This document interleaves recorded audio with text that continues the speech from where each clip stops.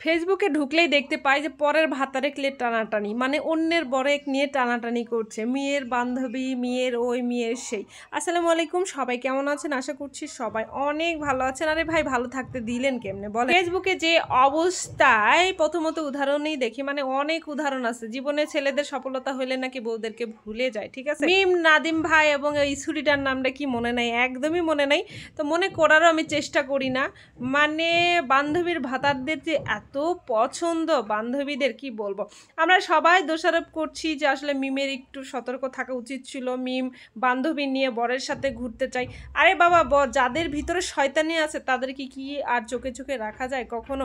মিম সরল মনে না হলে বান্ধবীকে নিয়ে ঘোরাফেরা করছে, তাই বলে কি মিমের মানে হাজবেন্ডের সাথে যে তার বান্ধবীর সম্পর্ক করতে হবে, তাদের সম্পর্ক গড়ে তুলতে হবে, এটা তো আর মিম বলে নাই, তাই না? আসলে সরল মানুষের দুনিয়াতে অনেক কষ্ট, সব জায়গাতেই কষ্ট। এই জন্য ভাই সরল হবেন না, আর বিশেষ করে স্যাক্রিফাইস তো কখনোই করবেন না, যেটা আপনার জীবনে অনেক খারাপ হয়, ঠিক আছে? তো আজকে আমার মাথা মুতা একটু গরম। আপনারা অনেকেই বলবেন যে বাপু আপনি কি ধরনের কথা বলছেন।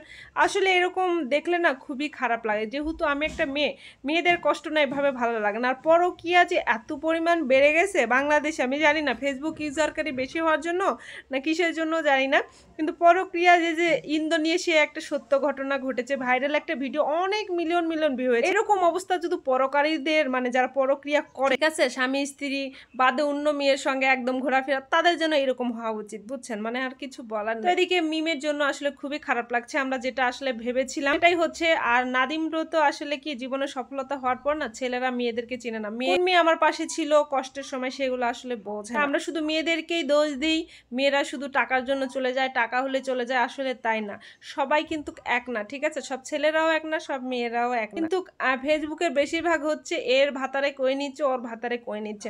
আরে ভাই, অন্য কি সিঙ্গেল ছেলে নাই যারা ভালোবাসা দিবসে সিঙ্গেল সিঙ্গেল বলে একদম মিছিল করে? তাদেরকে কি তা চোখে পড়ে না বলেন তো? সিঙ্গেল নিয়ে যারা মিছিল করে, আমরা সিঙ্গেল, সারা জীবন সিঙ্গেল, ভালোবাসা দিবসে একদম রাজশাহী ইউনিভার্সিটি বলেন, ঢাকা ইউনিভার্সিটিতে বলেন, মিছিল করে যায়, তাদেরকে যায় চোখে পড়ে না? তাদের অন্যের বিবাহিত বরেক দেখে তাদের এত পরিমাণ লাল পড়ে, মানে লালে লালে লালে লালময় হয়ে যায়।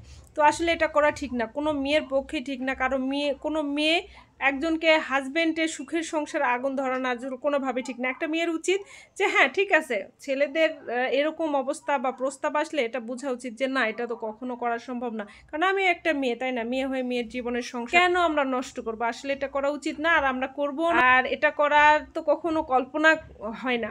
যে জীবন মানেই অন্যরকম, সবারই জীবন আছে, সবারই ভালো থাকার অধিকার আছে। সে ভালো থাকা নষ্ট করার কারো অধিকার নাই, ঠিক আছে? তো এই জন্য সবাই সাবধানে থাকবেন, সবাই চোখ কান খোলা রেখে চলাফেরা করবেন। যেহেতু হাজবেন্ড নিয়ে আপনাদের সংসার করতে হবে, হাজবেন্ড নিয়ে ভালো থাকতে হবে, সুখের সংসার, তাহলে চোখ কান খোলা রেখে চলবেন। তো ভিডিওটা কেমন হয়েছে? Bye bye, tata, bye bye.